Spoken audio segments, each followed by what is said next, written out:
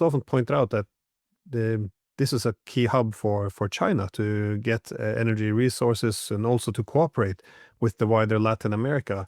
So do you see this also being targeted against the Chinese? Not at all. Not at all. I think that the transactionality of Donald Trump is perhaps a tiny silver lining in all this vis-a-vis China. Look, Trump is a disaster for Europe. There's no doubt about that. But in the global scheme of things, I think that we can, find some solace in the fact that he doesn't seem to be interested in intensifying the tensions with China. In a sense, President Xi, like President Putin, must be very happy with not that Venezuela has been taken over by Trump, but at least from their perspective, it really strengthens their argument that they have every right to move into Taiwan. I hope they don't, but from their perspective, it does. Now, my understanding is this: when it comes to energy, the Chinese have put all their eggs in the renewables basket. It is clear to me, if you look at the data, that within a few years, a decade or so, they will have weaned themselves off fossil fuels. The rate at which they're expanding solar and wind power, and maybe fusion as well, is such that China is not going to be needing greater access to the existing reserves of fossil fuels, as in Venezuela.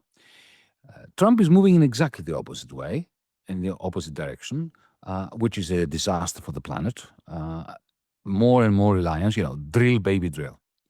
So he needs the Venezuelan oil in a way that China doesn't.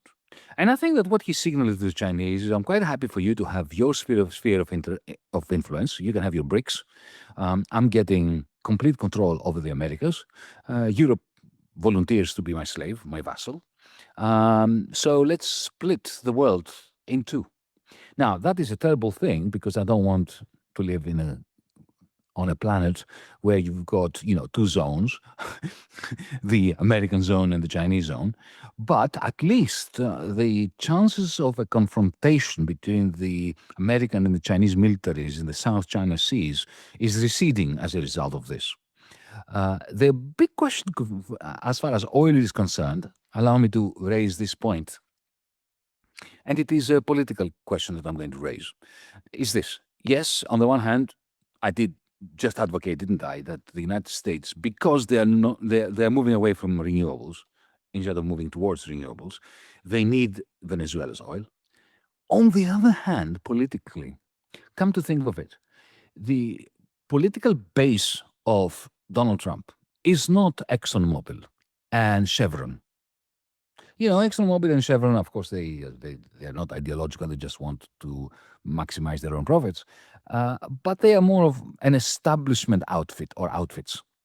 His political base is in Texas, in places like New Mexico, where America's oil is being fracked. It is being extracted through horizontal drilling by mostly small companies that own 10, 20, 30 oil wells each, not many more than that.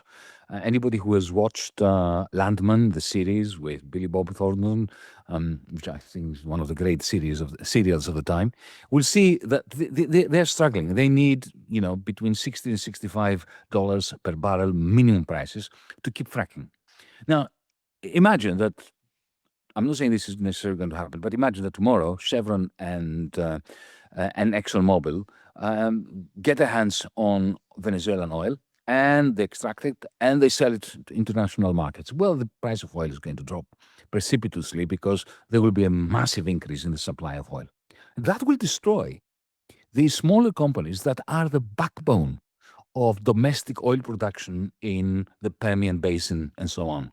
And those people are Donald Trump's base, electoral base. I don't think he wants to do it to them.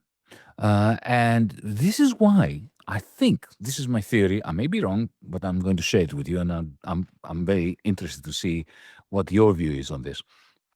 This is why I think that he hasn't taken Machado, the leader of the opposition, who was scandalously given a Nobel Prize by the Nobel Committee, scandalously, given that she was calling for the invasion of her own country, and she was calling for Netanyahu to be allowed to complete the genocide in Palestine, and other such shameful appeals by her.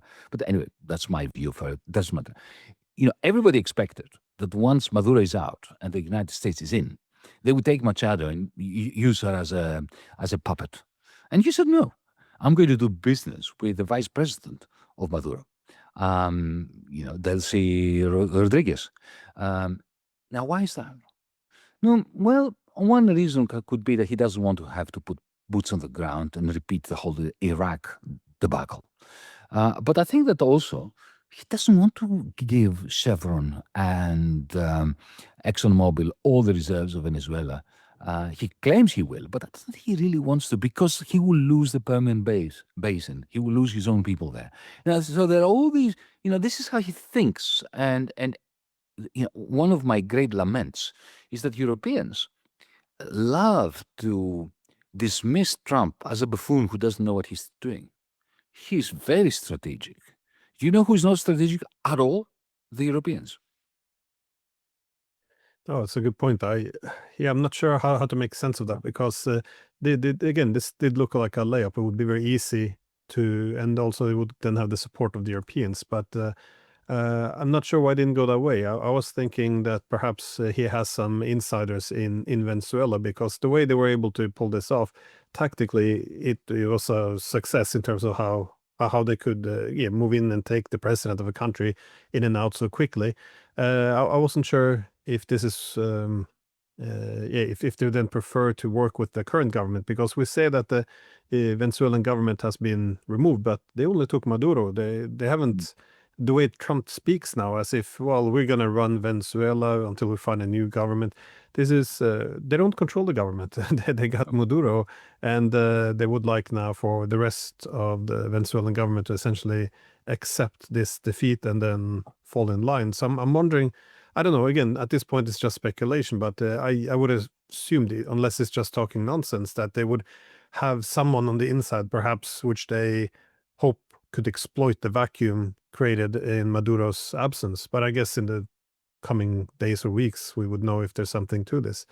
But of course, I very much agree with what you said, though, that he's just a buffoon who doesn't think. I do think he has his own strategic thinking, but it's on different levels. He looks how he maneuvers within the political system in the US, as well as how to manage international rivals. So, but no, I think it's dismissed too easily, especially by the Europeans. And come to think of it, Glenn, the